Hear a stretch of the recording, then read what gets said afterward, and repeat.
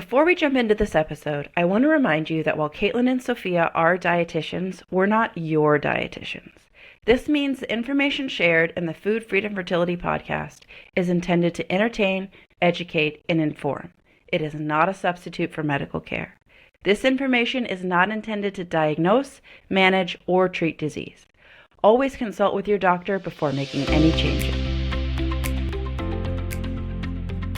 Welcome to another episode of Food, Freedom, and Fertility. You have Sophia Pavia and Caitlin Johnson, two registered dietitians in the fertility game, also friends with each other and here to be your best friends in the nutrition and trying to conceive landscape. We are fresh off 5 days together in Nashville and our moms back at home navigating, working with parents around, watching our kids. Kids Life. around and parents Yeah. around, parenting everyone at the same time while working. Yeah. But today this is like a episode we've been talking about for a while and we've been pretty excited about, an episode where we have sourced from y'all, from our listeners, from our followers online, pictures and screenshots of your various charts. And we are going to help decode them, give you a look at real life BBT charts. So head on over to the YouTube page if you want to look at what we're looking at. These are like real life. I think we can charts. describe it fairly well for people who are just listening. But let me tell you something. If you're a visual learner, get on the YouTube. This is one where it's going to pay off to be able to see what we see, because we're going to be talking about like specific points in the chart. And it really does help if you can sort of see it all together, like not just like hear different data points, but like look at it all. So if you've got the time, go over to YouTube. We're going to decode and translate what we see and maybe give insights, if we can, into questions we might ask if you were our patient, and nudge you towards maybe the help that we think could be helpful. This is not medical advice though, so don't consider this like an appointment with us. Not at all. Just to be helpful. Yeah, these people, we just truly don't know anything about them other than the chart that they sent in. So there could be many different things going on, and we hope that you relate to this and feel inspired and educated, but don't go giving yourself some scary diagnosis just because of what we're talking about on here. Okay, so we're starting with a chart. Oh, we should also mention, we're going to look at a handful of charts today. And in this season, we have a sponsor called TempDrop, who we love and adore. And that is a wearable fertility device that allows you to track your temperature and look for the subtle changes pre and post ovulation and what we see in your temp. And they have their own app. So when and where we can say, this is a TempDrop chart, we'll try to point that out for you too. But these are not exclusively TempDrop charts. However, we have a love for TempDrop, and we'll let you know like when we see that specifically. And maybe before we jump into it, so if do you want to do like a 30-second what we might see on these charts in terms of what BBT is, maybe CM and CP? So depending on what people are charting, like we have people sending us so much detail. We have people sending us just temperatures. We have all kinds of things coming in our way today.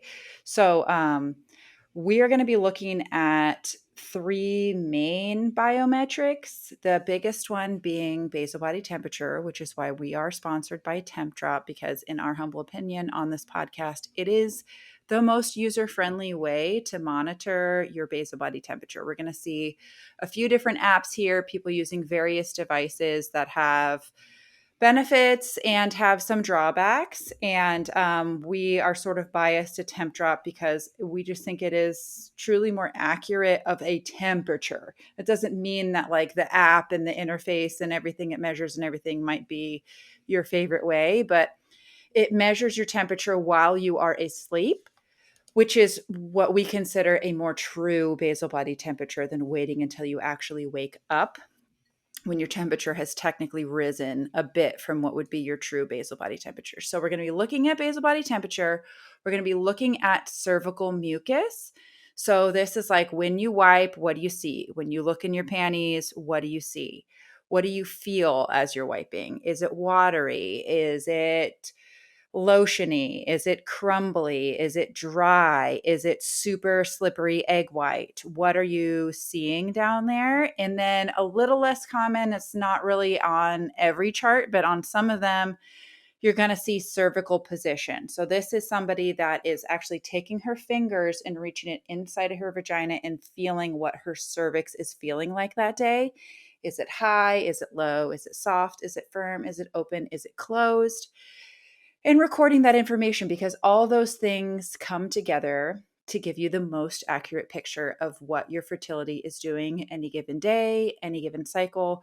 Because as you'll see here, each thing sort of has its limitations. Cervical mucus, well, did you guys like just have sex and you have semen inside of you? It might be more difficult to see what your cervical mucus is doing that day.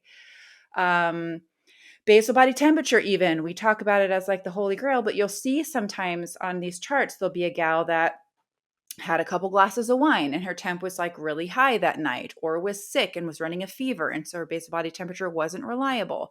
You'll see a few things there that make even what we consider to be like the most important confirmation of ovulation metric be a bit less reliable. So we use all three of these all together to give the most accurate picture of what your body is trying to tell you about your fertility. Yep. Perfect. So super helpful. Maybe it wasn't 30 seconds, but thorough nonetheless. Yeah. Okay. So we're going to start with a chart that Stephanie sent us.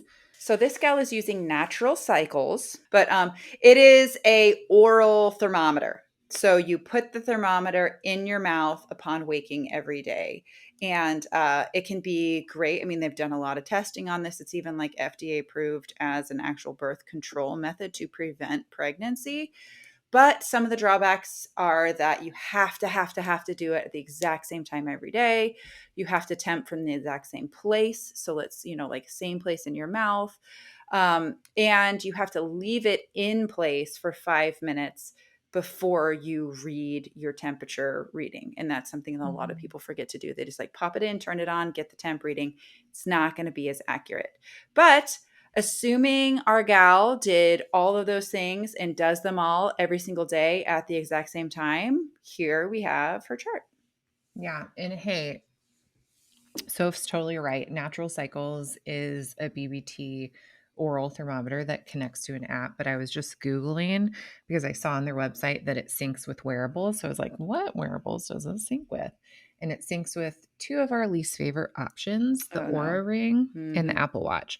So I don't think we're going to be able to tell from these charts completely. Like, I don't think there's a key on here for us to that say tells you where the read is coming from. Yeah. But I honestly, like, now that I'm seeing that and I'm looking at this chart, it's obvious to me that this is probably a wearable. Yeah. Okay. So well, can I just say real quick why we don't love those wearables? Yeah, go just for it. In case you're wondering. It's one thing and one thing only. Super, super simple. Your wrist and your finger are just very distal from the midline of your body. That's really it. There is a much higher variability in the temperature of your finger or of your wrist than there is on like your armpit and your core. So it just, when we're talking about charting ovulation as an increase of like a half a degree, a quarter of a degree, this is really precise measurement we're talking about here. So having something so far away from your body that if you slept with your hand up here, or today you had the fan blowing, or your hand was under your pillow, or you were in a hot room, or whatever, it just makes it to where it's just not as accurate. And it's another reason when we love temp drop is it's so high up on the arm. And I guess you could sleep like fully like open monkey arm, but for the most part, people sort of do like a fetal position kind of deal where the hands are out, but the elbows are down. And that's why it gives you a more accurate read of what your temperature actually is. So Apple Watch or they can have fun metrics for other things. The temp drop's not tracking your freaking steps every day or whatever, but it is just superior when it comes to confirming ovulation, which is really what we're trying to do here, folks. Mm-hmm. Yeah. Okay. So we're looking at natural cycles. We see what looks to be about a 27-day cycle. And her temp like kind of goes up and down in between, like in her bleeding days, it looks like. Which makes me wonder on like day 3, there's a little bit of bounce back up. Were you sick? Did you wake up really early? Did you drink? Um, yeah, so there's a little bit of that, but generally there looks to be, I would vote that her cover line is actually maybe a little bit lower than what this is. Day 7 and 8 seem a little high again too. But I see ovulation sitting right about that day 15, 16. The bounce up right there Yeah, it's seems pretty marking. obvious. I agree with that. So what we're looking at here is like the cover line for those of you who are like new. It's basically the line of which your temperature really doesn't go above this until you've ovulated. So the way that this is looking to me, I would agree with Caitlin is I think that ovulation actually happened a little earlier.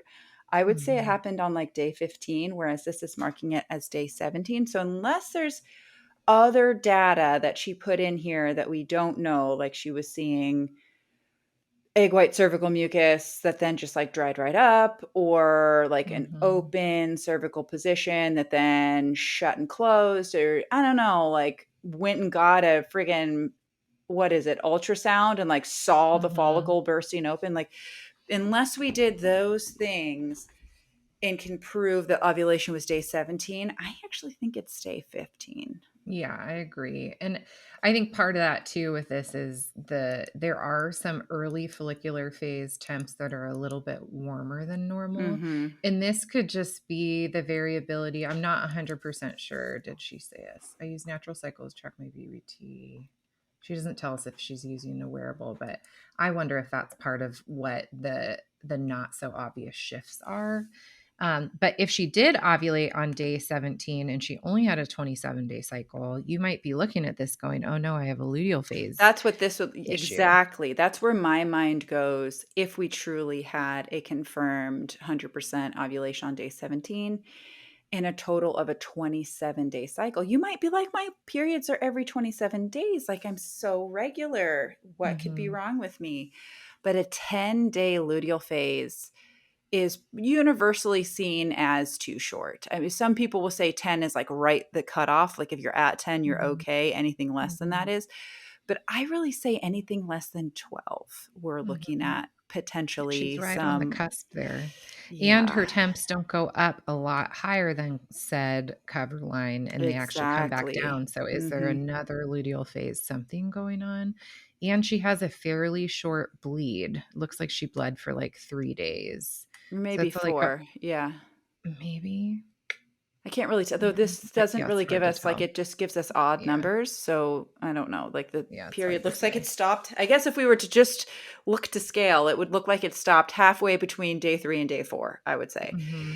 So yeah, you're right. Exactly right on that, Caitlin. Sort of a shorter bleed.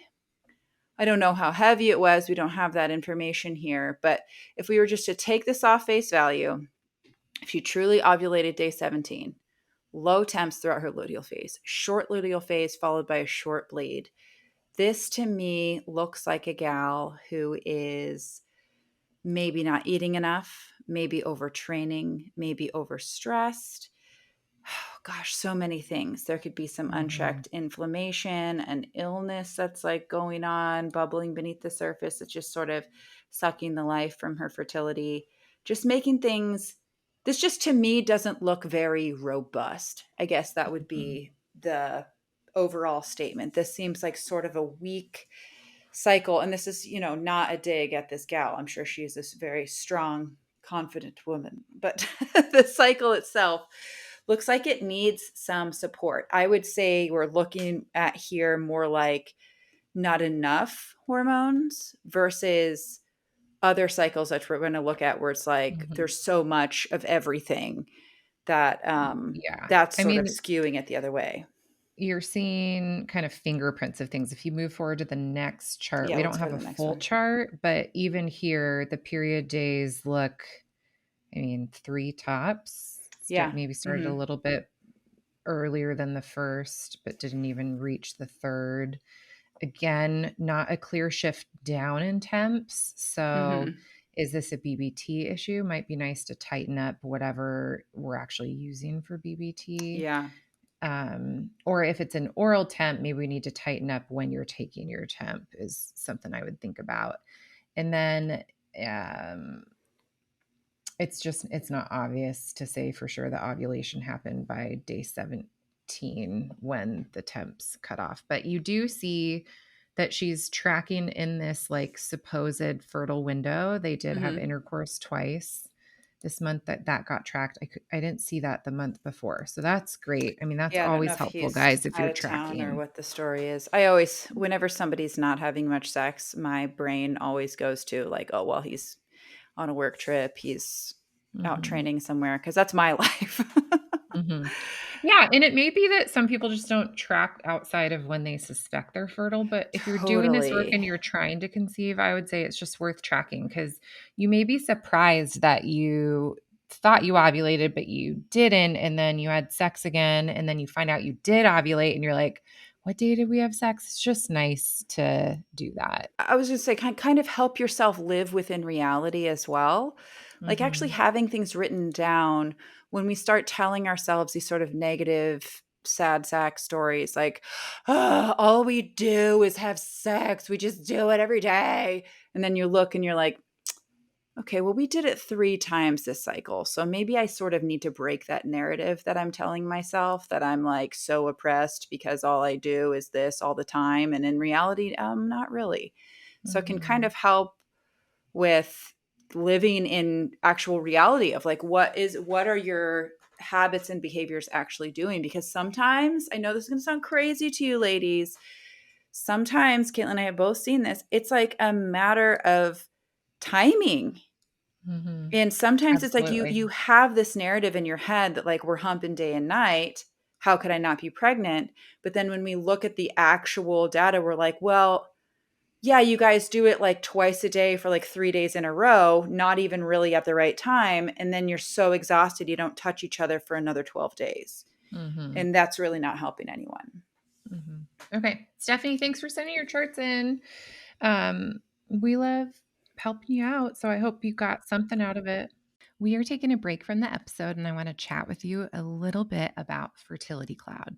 If you've been told you need help ovulating, or you have PCOS and you're trying to figure out your next fertility step, I want to tell you about Fertility Cloud.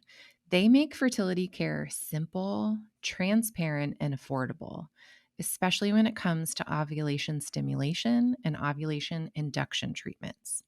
Instead of waiting for months to see a fertility specialist or getting hit with surprise bills, Fertility Cloud lists every price clearly right on their website. You'll see exactly what you're getting into and exactly what it costs. No hidden clinic fees, no surprise invoices later. For my PCOS clients, this is huge. Their ovulation stimulation program can help jumpstart ovulation safely at home with physician guidance and medications delivered directly to you. You can do it all virtually, no driving to clinics or sitting in waiting rooms, and you can often even get appointments same day. If you're wondering, how do we do ultrasounds or what about lab draws? Don't worry, their concierge service helps determine where you can do that locally to you and coordinates with you on your behalf. It's just amazing. And here's the best part, if you're ready to take that next step, you can click the link in our show notes and get $50 off your first appointment. That means you get right in front of a fertility specialist for $115. That first visits gets you matched with a fertility doctor who actually understands your needs, and you'll walk away with a clear plan for your next cycle. So head to the link in our show notes, book your appointment, save $50 on your first Fertility Cloud visit, because fertility care should be transparent, affordable, and built for you. Okay, so Maggie uses another kind of app called Kindara. And this one, I think correct me if I'm wrong, because I'm not super familiar with this, but this one, like, again, many different wearables and stuff can track. This is sort of like a software in which you can put lots of different things, Yeah. right? It's not It's like my linked to understanding any one product. yeah, I think you just Okay. input your data. Okay, so we don't know if we've got a wearable on board. We don't know if it's an oral thermometer, what kind of wearable she's using or what. We're just going in on it right here. One thing I love about Kindara, and you can see this if you pull us up again on YouTube and watch this, is that there's like a visual representation for the cervical mucus quality, and you can kind of see it peak. Like you go from sticky to creamy to egg white to watery, back to creamy to sticky, and you can kind of see the change visually, that we're getting progressively more fertile and then maybe progressively less fertile. And so that's really nice, to not just see like at the very bottom of your charting egg white or creamy, but to Yes. actually visually see it overlaid over temperatures. So Yeah, I that do is really nice. like Kindara for that visual part. Okay, I might be dumb here, but like, of all the medicines in the world, why is there like a special box to say if you took acetaminophen? Does that do something that I don't know about? I think this is, I think that they let you kind of customize it. So she might be tracking that for something. Oh, Like, okay. does she want to remember taking it or something like that? I think, Okay, I just was wondering if, like, is this doing something to people's cycles that I don't know about? mhm. I've heard a lot of things about acetaminophen lately. We won't go into it here, but I will say I have not heard about it somehow impacting your temperatures or your mucus or something like that. Mhm. I'm just Googling if Kindara talks to wearables. Well, while you do that, Caitlin, I'll give my first impressions of this Mhm. cycle. So we see here that so things are kind of up, down, a little bit like a seesaw at the beginning with sort of trending downward. And then as we're leading up to ovulation, we see a really big dip. Her lowest temp of the whole cycle is on the day of ovulation. So we see that this was, let's see, what day of her cycle, day 14 of her cycle. And it looks like she was also, that was right smack dab the juiciest mucus day for her too, and had sex the day before, the day of, and the day after that peak mucus, most likely ovulation time, really according to the temperature, I think, too, because Mhm. we see it just do nothing but go up for 2 days in a row and then stay above that cover line for a Mhm. solid 11 days. So I would say that whatever she's using to measure her temp, I would say it's like pretty accurate in interfacing with Kindara and calculating when the actual ovulation occurred. Yeah. We And unfortunately are missing a temp on cycle day 15, which actually might be helpful to say whether ovulation happened on cycle day 14 or that would be 15. helpful. And Maggie, I hold your hand in this. I am the queen of missing like the Mhm. crucial Yeah, day that's real when it life. comes to temperature charting. And I do this for a living, you guys. Okay. So I would just please be gentle on yourself. Don't make this a Mhm. religion. We can still get plenty of great data from this. Like, it's still clear that you ovulated. Maybe we don't know exactly the day. Like, maybe it could have been on the 15th and not Mhm. the 14th. But in the scope of really what's going on with you, that 1 day difference isn't really all that huge. So don't get No. too caught up on yourself. Yeah, I'm also seeing like a solid tracking of intercourse, Hmm. and definitely a good amount of sex, like right in that fertile window and where we see the most fertile cervical mucus.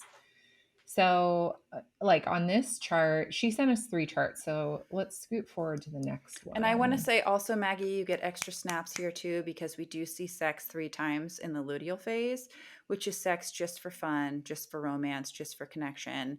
And we love Hmm. to see it. We do Hmm. love to see it. We can Absolutely. make it seem like it's all about humping for procreation on this show, but we're here for a quality marriage as well. We're Mhm. fans. Okay, so next cycle, we have 2 days longer in length of cycle, potentially the same length of luteal phase. Mm-hmm. You, Maggie, tend to have like a really good, your body starting to make cervical mucus. It's increasing in its kind of peak quality as you're revving up to ovulation. And then ovulation happens. Your second day post ovulation, your temp does come down back below the cover line. So that could be a handful of things. There's no note that's like, I got up super early to go on an airplane this day. Or, there could be like an explainable reason why this is.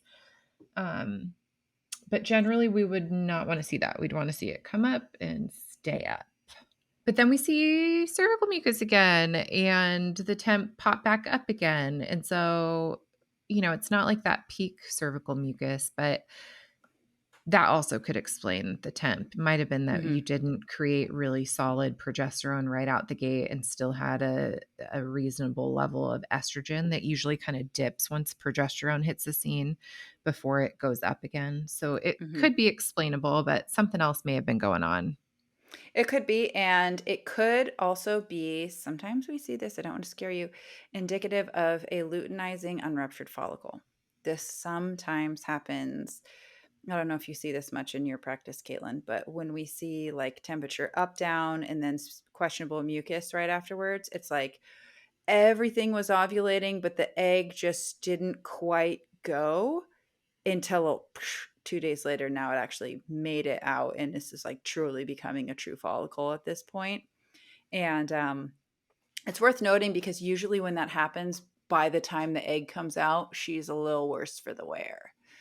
And that can sometimes be the whole barrier to fertility right there, is just that the egg is not coming out within the right timeline and isn't really viable anymore by the time it makes it to the tube. This is also something that's treatable. So that's worth noting that might be, I mean, we can't just say from like one chart, but I do want to put that out there this is what I see in people that are having luteinizing unruptured follicles. Mm-hmm.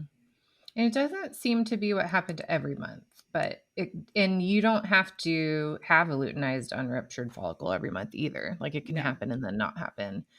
Um, when Sophia just said she's a little worse for the wear, do you want to explain if you meant the egg and The its egg, yes, ability that's to absolutely. Mhm. explain that? So, eggs are just such delicate little gems. They are like the rising souffle of the fertility world. If you guys know about souffle desserts, they are so temperamental, and timing is everything. And you can't even have like too loud a noise or they're going to fall. So, it's all about having everything be just right. And eggs are so fragile that they're not like a sperm that can live for 5 days waiting for something to happen. They've just got a few hours. Like some data says 18, some says up to 24, some says more like 12.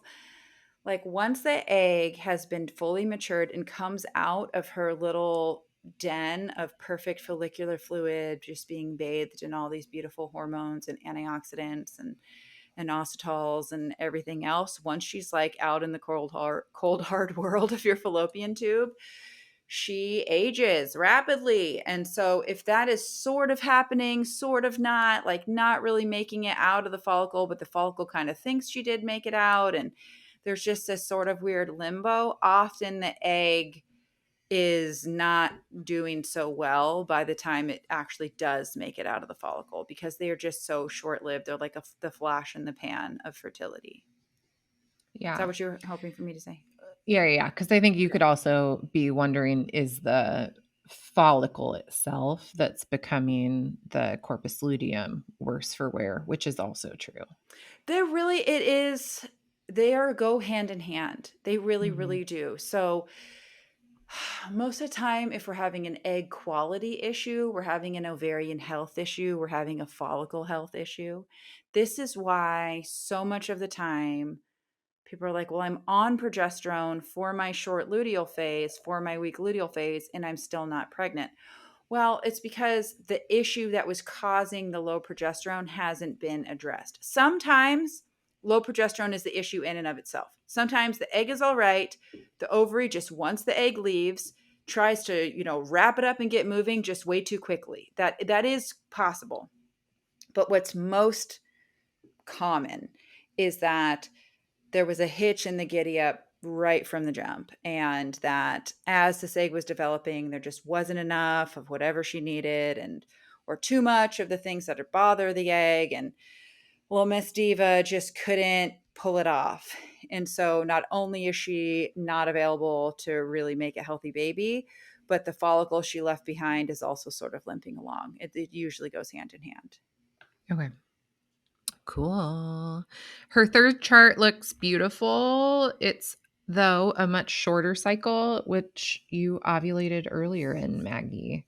You ovulated like day 11 in this cycle. You did ovulate early, but we saw a lot more spotting towards the end of the cycle. And still really quality cervical mucus, still great sex timing. My question would start to be like, are we eating enough? Do we have enough minerals on board?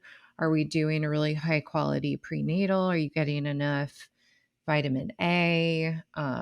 Things that support progesterone production. Those are questions I'd start asking myself. Yeah. What are your movement habits like? Are you pounding the pavement miles and miles all the time? Are you doing things that are, high intensity, not much rest, up at 5 to get your workout in every day? Like, what's going on with that? That would also make me wonder.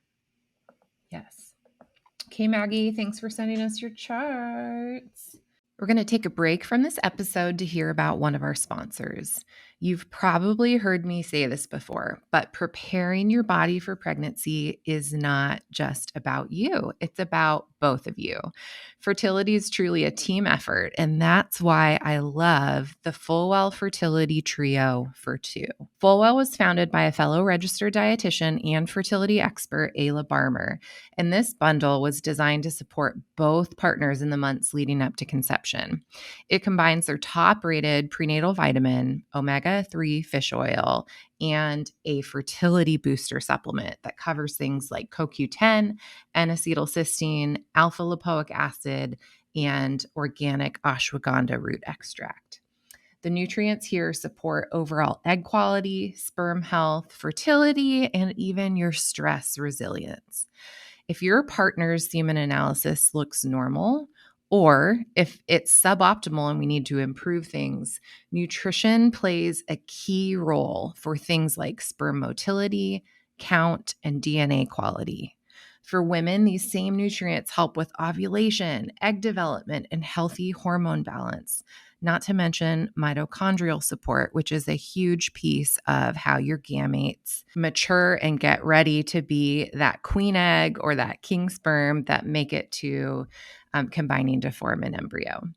These things are foundational for a strong, healthy pregnancy. I personally love that Fullwell's formulas are third-party tested, they're evidence-based, and made with doses that actually match what the research shows we need.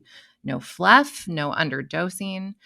So if you're planning to start trying this winter or sometime in 2026, or you've been trying to conceive for a while, it's time to think about starting to nourish your bodies for what's ahead, or take a step up from your current protocol to one that is high quality.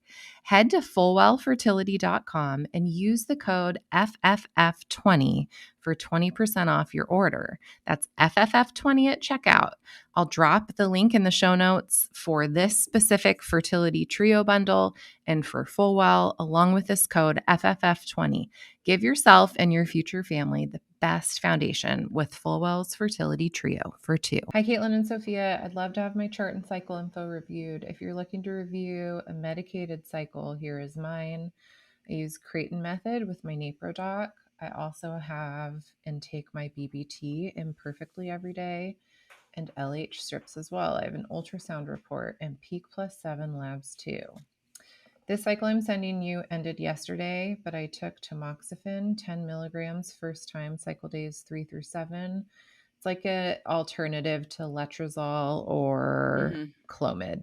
It's like it's an aromatase inhibitor, basically same class of drug, keeps you from turning testosterone into estrogen. And so then your body sort of has lower estrogen, which then makes you make more of the hormones that stimulate your follicles. Amoxicillin cycle days 9 through 13 for CM because letrozole in the past cycle dried me out. Additionally, 200 milligrams of progesterone peak plus 3 through day 12. This is my second cycle post miscarriage. Rachel, we're so sorry.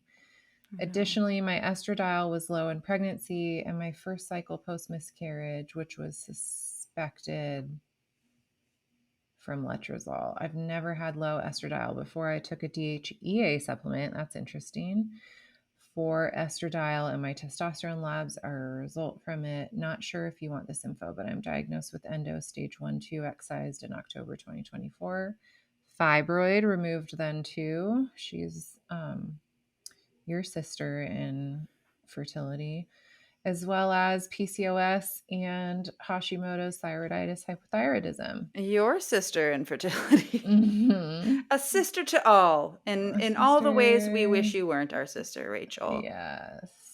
Okay, so I say let's start with her Creighton chart because she sent us a lot of attachments. Oh my gosh, graphic designers out there, can you get a hold of the Napro people and make a bitter baby sticker that doesn't look like the dancing baby from Ally McBeal?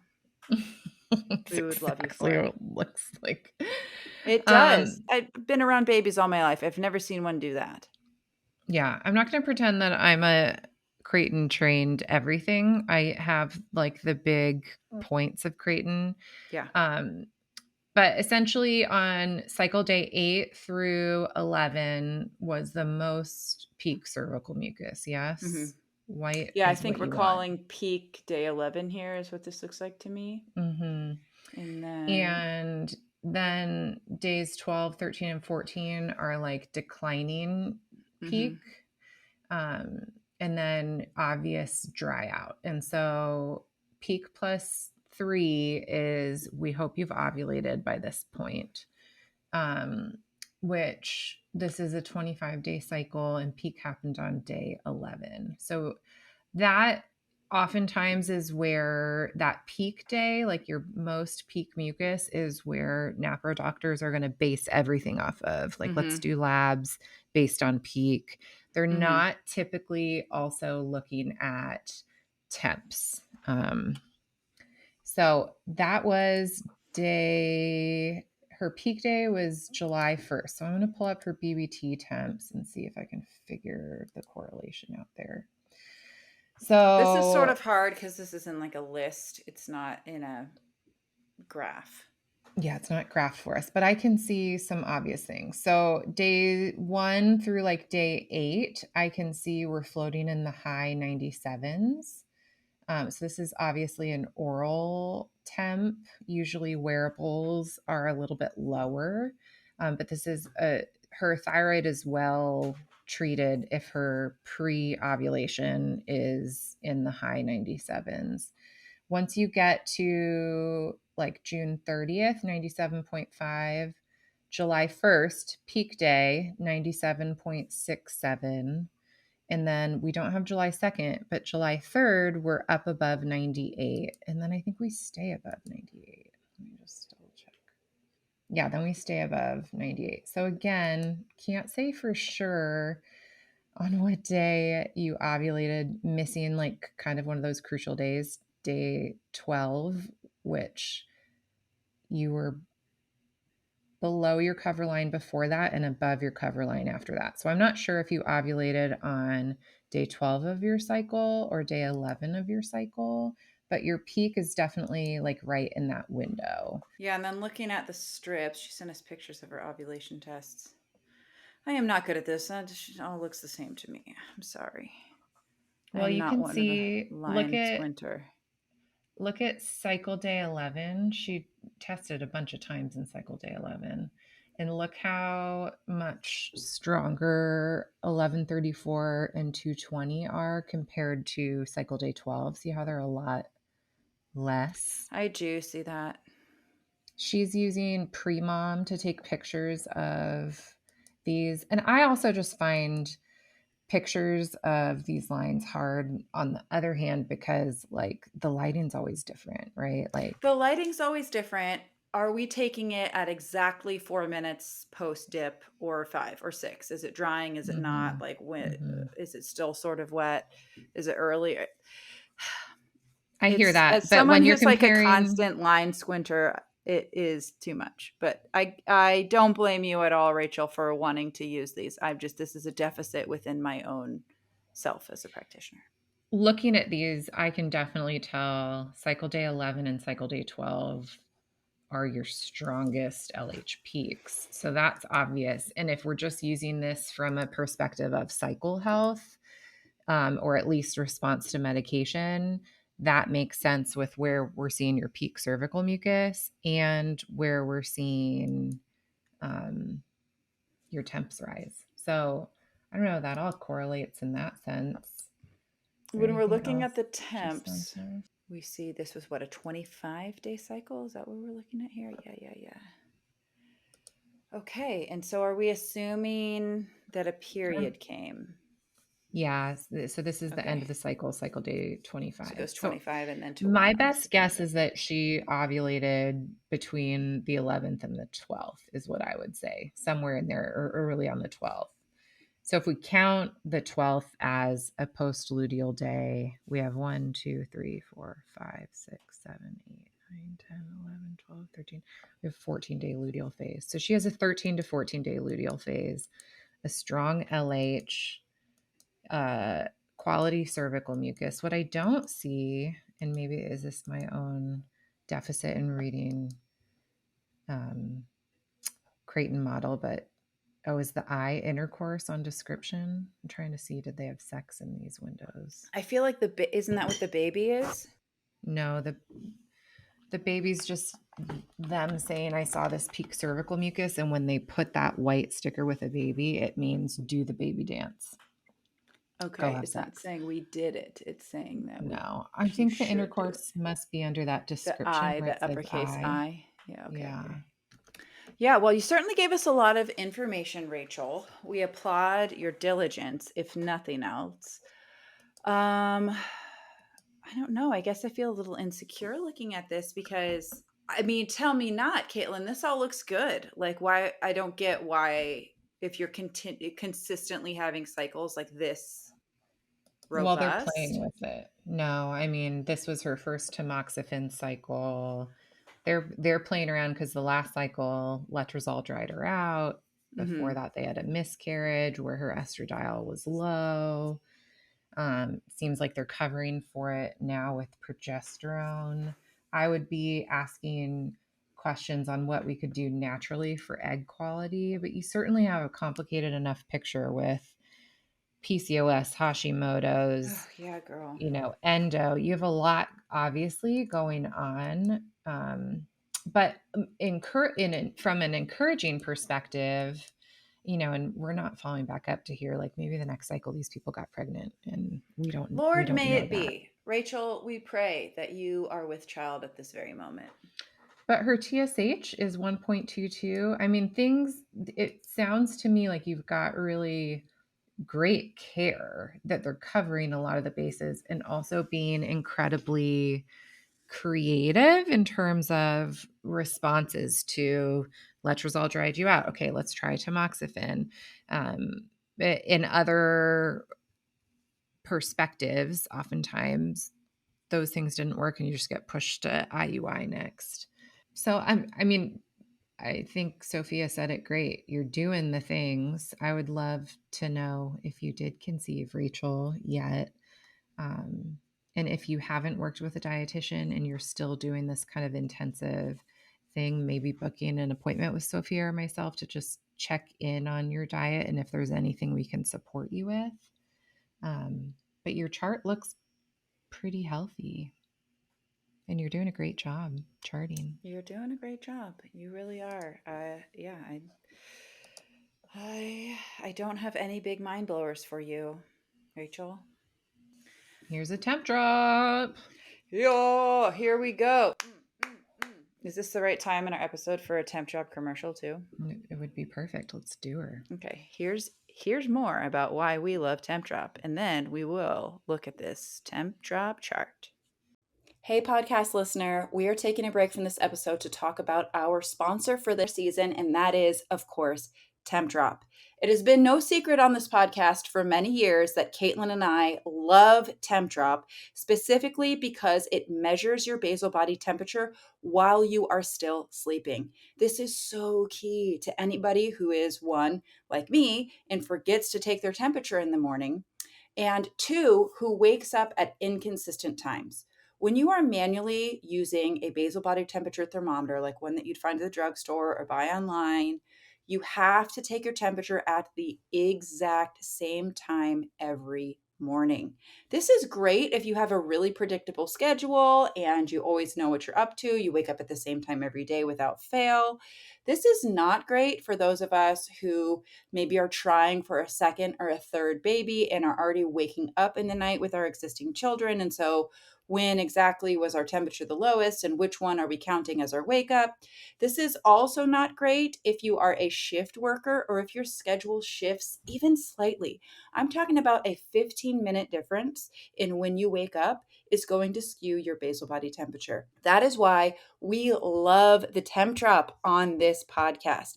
It is such an easy and simple way to automate your fertility awareness method, regardless of your unique journey. It is great for if you have a irregular cycle, like if you have PCOS or you're recovering from hypothalamic amenorrhea and you want to know when and if you're ovulating at all and you don't have like a super consistent chart to start with. And it is great for anybody who just wants one less thing to think about. Temp Drop does not rely on your memory. It relies on science-backed data that is always improving and always growing and is truly the highest quality. Temp Drop is committed to supporting individuals with connecting with their bodies. They support to make things more accessible rather than replacing existing methods. Temp Drop is here to make what you're already doing easier. So if you want to try out Temp Drop and sort of automate your fertility awareness temperature taking, use code FFF15 at checkout at tempdrop.com. And we're back. Okay, let's see. All right, looking at the Temp Drop here. This gal, okay, we're snapping. Looks like she wears this thing diligently, and I am impressed. As somebody that struggles, just the Temp Drop, it is geniusly designed to where the only problem is you, the user, have to put it on. Why is that a barrier for me? Well, right now it's why because you're have I had pregnant. all the struggle? Well, okay, I don't need it right now, but in all the other times of my life, why is that a barrier for me? Why is You know Sophia what? who she is? It just needs to go with your routine. I just shared a room with you. You get your face mask on, you put your earplugs in, you turn your sound machine on, just that you just need to add it to that. And then I slap my Temp Drop on. You'd think that it would be that simple. Somehow I still struggle.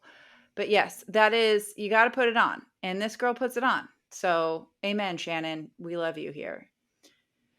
All right. Okay. So, we've got a 4-day bleed followed by 3 dry days of mucus. And then we have a mystery day. And then it looks like we're hopping right to the slippery stuff. We're going right to egg white around day 9. Things start getting wet and wild for Miss Shannon. As far as temps go, looks like we're rocking a pretty tight range. You know, they're falling consistently throughout while she's bleeding, and then like a teeny little bump up, and then we see as her fertility begins to increase, again, like pretty tight grouping on this. And then a really clear jump up in ovulation. And then it's just every day higher than the last until how many days is till day 23 of her cycle. Then we see things sort of start to fall with some spotting, 11 DPO. So I don't love that. That looks a little weak. The progesterone. I mean, I'm loving the fact that it's higher every day and we're like continually seeing it to rise. I don't like that that only happens for 8 days, and then we see it start to drop. That's the part that I don't like, because implantation usually occurs like day 8 is like prime implantation time. And so if it's already starting to fall after that, that might make it to where a wee babe can be struggling to get a good grip. Plus, she has spotting the day before she actually starts a full bleed. So Yeah. that is also like fairly indicative that there could be some progesterone insufficiency going on. Could be. So, Could be also a polyp. That can cause that sometimes too. But yes, Caitlin, yes. so she has endometriosis and adenomyosis. Oh, girl. Um, and love that you charted your intercourse. Looks like maybe also looking at LH, positive LH strip right in there. So I think we're fairly confident that ovulation happened around when it looks like it happened. And then starting to check pregnancy post, Day 9. That's day usually 9 is when pretty. most of us start, whether we'd like care to admit it or not. That's usually when Yeah. I start. Truly, day 9 is usually when I start looking at that. I will say, I mean, just because we're looking for improvement points here, is I don't know your husband's sperm situation, but I would like to see a little bit more loving happening in that fertile window, my dear. Yeah. I mean, I get that. Do your best, but if it's obvious that you're in your fertile window, if you can have sex 1 or 2 more times, or even like we're not sure if you ovulated or not yet, because that's Mm-hmm. where I see it Yeah, the particularly 2 like, days, the 2 peak days, we didn't, you weren't having intercourse on those days. or at least didn't get it recorded. Yeah, or didn't write it down, which is very valid. Mm-hmm. Yeah, I mean, first of all, I love the temp drop. I love the visual, again, a visual representation of the cervical mucus. If there was kind of the mucus in between dry in this peak cervical mucus, we would have seen it visually kind of grow too on the chart, which again, usually you would see that, but it is very visual, like you're in your peak time. I think the other piece too is you had a positive LH test on cycle day 13, but we really didn't see your temps come above a cover line until cycle day 16. So if it were me, I would still be having sex at least every other day, if not every day, until I see that temp come up. So that would be just a point of support that I would provide to you if you were my patient. I Yeah, think same that here. it's probably also worth doing some testing on your progesterone in the luteal phase, and see if we're getting really robust levels, and maybe talking to your practitioner about support for that. If that's not something your current practitioner can support you with, we love Fertility Cloud for their kind of comprehensive ovulation stimulation support and progesterone Mm-hmm. support in luteal phase.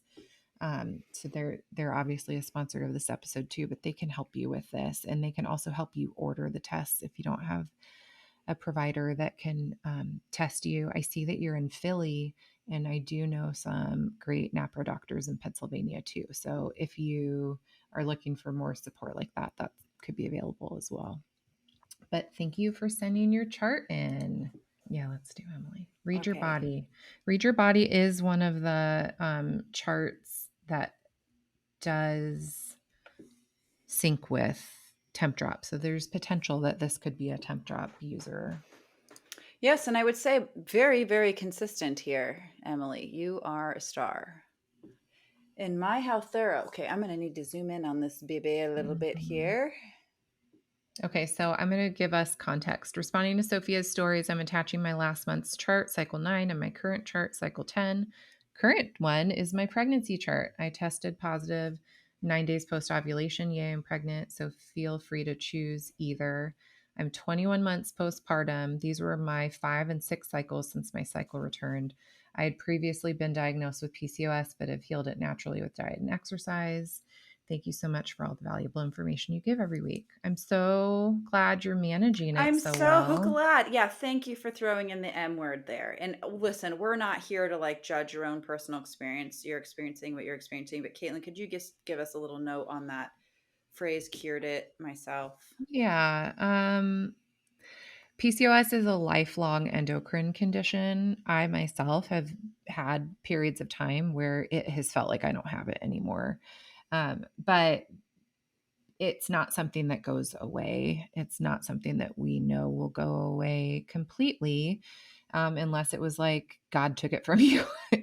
But it Which can we are kind of, here for, okay? yes. If that's your experience, hallelujah. May it be unto all of us. And I will also say postpartum is often a time, and pregnancy, where a lot of women with PCOS feel like their PCOS is a lot better. And part of that is if you're breastfeeding and your cycle doesn't come back due to breastfeeding for a really long time, we're suppressing follicular development in eggs that are growing to be ready to ovulate because you're not doing that. And those eggs are typically what send off lots of extra testosterone, Mhm. leading to the symptoms and the cycle irregularities and etc. But girl, if you are managing your blood sugar and nourishing your body and managing inflammation and exercising regularly and your PCOS feels really well managed, especially in postpartum, like, yeah, girl. And we're not here to like be language Yeah, police. we I don't just need don't to be. want Yeah, somebody to hear thank you. That was my pure. goal in this. Yes. That was my Yeah. goal. I just don't want. Just we're sensitive to that word cure because if you have strep throat, you take the antibiotics, it runs out, and you don't have symptoms return. That's a cure. You Mm-hmm. stopped treatment and symptoms did not return equals cure. If you were to stop managing your PCOS, the symptoms would return. However, it is possible with management to live a symptom free life with PCOS. Mm-hmm. 100% possible. Mm-hmm. One more thing, not related to this. Okay, I just looked out of the corner of my eye. Those of you on YouTube, I said I had never seen a baby doing that like dance before. Look at this picture of this little book that I have here. Somebody gave me like a parenting book, and I said, I've never seen a baby in a position like on those Napro stickers. Now I Me need to eat my either. words because this baby is in that exact position. That is hilarious. Yeah. Okay. Okay. Just had to point that out that I'm wrong. There you go. I guess babies do that all the time. I just have never seen one do it until this very day. To the chart. um, let's do the May 5th to June 10th first because this is the not pregnancy chart. Again, read your body syncs with a wearable, but you could be putting in your own BBT. They also Read Your Body and Kindara are some of my favorite apps for just the visual representation of cervical mucus. And you'll kind of see it here on this chart where you go from dry and bleeding to sticky and the bar graph goes up. And then you get to creamy and the bar graph goes up a little bit more. We're like climbing towards peak, okay? The highest point. And then once we get to this like egg white cervical mucus, that's really like the best cervical mucus to say your body's trying to ovulate and I'll keep the sperm alive. We see it at the highest level and kind of like the deepest, richest teal color. Mm-hmm. As we see that on this chart, and this is a great example of a PCOS chart because while well managed, ovulation didn't happen till cycle day like 27. Mm-hmm. Which is telling us something here that there's an extended follicular phase. And that, even though this is like her third, fourth, or fifth cycle back cycling after having her period come back after having a baby, that's still a pretty extended follicular period. Mm-hmm. It doesn't mean she couldn't get pregnant this cycle, especially we see this really great cervical mucus that she got to. But you also see attempts at growing cervical mucus, growing in quality, and then it kind of stopping and then coming back and then completely drying up for a day and then coming back, which is a really common thing that we'll see in PCOS cycle charts. She's also tracking her Agreed. cervix. I mean, extra points. Not everyone loves to do this. Mm-hmm. And you'll also see on this chart, the cervix tracking shows you in the little box whether it's low in position, and as it grows, it like climbs within the box. And as the cervix opens, you see the circle get a little bit bigger. And so I also just love the visual representation of that. Yeah, that is nice. This is a very comprehensive chart here. Although it's when I hear you say read your body, I feel like you're giving me an accusational note to read my Bible. Like I don't do it. Like that's what my Mhm. brain every time you say that read your body. Well, this is another key point of Ah, this particular app is its cycle literacy. So they're trying to teach you for you to read your own body, which is not true of all period and cycle tracking apps. that is, A yeah, lot of good times they're point. trying to be predictive and um, kind of interpret it for you. And Sophia and I believe Sophia, you'd agree, would argue that we want you to become the expert on your cycle and understand what the charting means so that you're not looking at the overlay and color on the app saying it says I'm fertile right now, because it could be wrong. And it's typically using more historical data to tell you that very often than the true data that's like real time, like your cervical mucus got more egg quality. And look, your cervix is now higher and it's opening up. And okay, yeah, your temps haven't gone up yet. If I were a predictive piece of an app, I'd be like, have all the sex, have all the sex. You're right in this window. Look for your temp shift.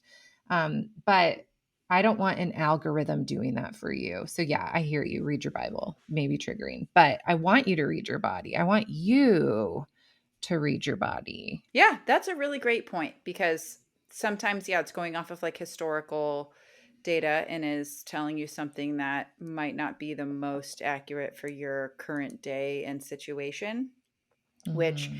especially in long cycles in PCOS, to be told, this is your ovulation window and you're Mhm. actually not going to ovulate for another 11 days, that's exhausting. And then her next chart, guys, another lengthy follicular phase. However, she ovulated on day 24. 24. And so if you hear this and you're like, your doctor told you, you can't get pregnant if you ovulate after day 14, case in point, we got data right here to show you this gal got pregnant. And Mm-hmm. you can also see in this chart a little bit more of a consistent building of cervical mucus. It's not like it was there and then dried up and there and dried up again. She does look like she had some spotting. There was like a temp dip and some spotting around cycle day 18. If she were my patient and like all of a sudden was like, "Oh, I spotted," I would be wondering like, "Did you have sex the night before?" Cuz sometimes, not that this is a good thing, but sometimes especially people with bulky endometrial lining, when they have sex, they can um, start seeing spotting. I can see that she weaned her baby girl There were on. so many life changes that we're looking at here in this very chart. This is like we're watching the human experience unfold. We see that there was Vitex started. She weaned a baby, random mystery spotting. Another one of her kids had croup Oh my gosh. and had some alcohol. Hmm. Not like, just she's living her life, y'all. She's living life. Life is happening. She's not removing herself from all of living in order to try to get pregnant. She's She living is her life not here. tracking sex though. So of all the things that she's tracking, That is interesting, funny. Caitlin. You're right. She didn't put that on here. Well, we know they did it because Well, I know here they comes a did it. baby. So Yeah. we know for sure that sperm made it in there one way or another during the fertile mucus time. So maybe that was the occurrence of the spotting there, is that yeah, she a little got a little readjusted inwardly and caused a little spotting. It I doesn't love always this. mean something, guys, if this just has like sort of a one-off that happens here and there. But if like consistently there is spotting or especially pain associated with sex, the two together, now that can be telling us a story that something is going on, that there's something inflamed in there that does not want to be touched and Mhm. is bothered when it is touched. but just a little spotting after sex, a one-off here or there, is you don't need to be afraid of that. Mm-hmm. Guys, we hit an hour and we still have more charts we could do. So maybe we need to do a part 2 sometime. Let us know if you loved this episode or not. Let us know if this was Yeah, like we've never helpful and fun, yeah, we never frustrating done because one you're like just this before. listening. So if Yeah, this like was tell really us. boring and you were just basically holding on just out of hope that yours would be the next one we looked at, then tell us that. But if you really liked it and you found this very helpful, then let us know that too, because we could easily do this again. And that can Mhm. either be encouraging or a threat if you didn't like this episode. Don't make me do this to you again. Are you taking new clients, Sophia Pivia? Yeah, I am right now. I am. I have a little bit of opening, just a wee. I could maybe take So on like 2 or 3 more people. I think it might be kind of interesting if I don't know if it's an application or just like a book here, but maybe let's send that over to Kaylee because somebody might have listened to this and been like, I need your help looking even at my chart and let's talk a little bit. And you could click on Sophia's link to apply her book. You can click on my link to book if you need support, and we would love to give you support. We would. So Mhm. let's wrap it up with a yeah, girl. Yeah, girl. Yeah, Oh girl. yeah, Okay. yeah. You betcha, sure. Yeah. My yeah girl is just the joy of my 8-year-old today. We were right before I had like a call that ended 20 minutes before this recording, and I walked out of my office and Fiona was like, "Do you want to play volleyball? And while we like hit the ball back and forth, you can quiz me on spelling bee words." And I was like, "Yeah, I do." So we have like an indoor and kind of fluffy volleyball because we have a huge living room with a high ceiling. And guys, I have to get my girls good at volleyball because they're going to be so tall.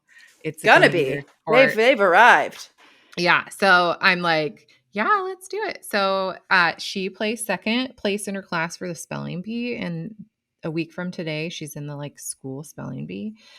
And I'm so excited for her. She competes against just like the grades around her above and Mm-hmm. below by one. But she's like, I really want to win. And so she's and then she said to me this morning, Mom, don't you really want me to win? And I had to be like, well, let's talk about that. I really want you to try your best. And I also will match your effort. If you want to work on this like 2 hours a day, I will do that with you. If you just want to live your life and this is kind of fun, I'll, I just want you to show up on that day and do your best. It's going to be scary spelling words in front of the whole school. So I don't want you to get in your feels if you don't win. I just want you to do your best. And then, under my breath, I'm like, yeah, and I really want you to win. My gosh, this is how you can tell Sophia's unmedicated right now. Is I'm like sweating palms hearing about somebody trying to be in a spelling bee. It just, oh my gosh. She is really brave, and I'm really proud of her. That is incredible. I would be sick if I had to stand up in front of the school and spell like that. That is And really I impressive. think I won the third grade spelling bee. So I'm like, girl, you're walking in my footsteps. You're just a year ahead of me. There you go. Yeah. Well, yeah, girl. Yeah, girl to Yeah. Fiona, the Yeah, spelling Fiona. queen. It just like more than that, just to be like playing volleyball in the living room with my daughter on a Friday afternoon, especially after missing her while we were gone. And We did miss our kids so bad, you guys. We cut our trip short by a day on the front and the back because we we just like our scheduled this and kids. then we were like, what in hell were we thinking being away from our kids for 6 days? And honestly, this was our first time going to like a convention like this, so we weren't really sure what to expect and what would be required of us and how much energy it was going to be and like what we would want to do and not do. And so we gave Nor were ourselves you pregnant when we booked no, we it, were not just all pregnant when the we booked things. it. And I got to say, Nashville was, I love you, but you are not a pregnant people's town. It's, I'm such an extrovert and I love to meet people and be around people. And so part of my heart was like, oh, when I saw other gals were like going out for drinks and then gonna go to the honky tonk and dance. Like, I love that. But at this time in my life, I was like, I am going to lay down. Like, I cannot. And I know I missed out on so much fun because of that. And that's like a FOMO nightmare for me. But anyway, What is my yeah, girl? Oh, okay. Here we go. Past 2 days, I've been back in the gym, and I got to say, it feels so good to be moving my body. Like, we got plenty of steps in at our convention. We were on our feet walking all the time, but that made it to where, like, in the times where I wasn't on my feet and walking, I really didn't have the go get 'em attitude to be like lifting weights and climbing stairs on purpose and things like that. I didn't do any like got plenty of physical activities, but I wouldn't say I was like exercising while I was out there. And so it felt really nice to be like twisting and lifting and lunging and pulling and like, really getting my muscles going. And so I'm really happy to be back in the gym and moving my body again the way that I like to. And I'm so thankful for the gym that I have here. Shout out P360 Imperial Beach. You guys are the best. Yeah, girl. I'm So glad you got back in. That's so important for your mental wellness and it physical is. wellness. Oh I'm my glad you did gosh. that for yourself. Yeah, being this pregnant, and please, I am thankful to be pregnant. Don't take this as me like poor me, but like your intention physically is just means so much more. Like I can't have the energy to live life as a mom if I'm not working out. I just can't do it. My motivation goes down the toilet and I just feel like, meh, who cares if I don't get my workout in. So I'm really happy that I've been able to do that the past 2 days. So there's my yeah, girl. Yeah, girl. All right. Well, I hope you loved this episode. Hang out with us more at Food Freedom Fertility. You can do that by subscribing so you never miss an episode. I highly would request that you would please share this episode with a friend that you think charting their cycle might help them, and maybe give a shout out to Temp Drop, our favorite wearable to make cycle charting easier. And we'll see you next week. See you next week.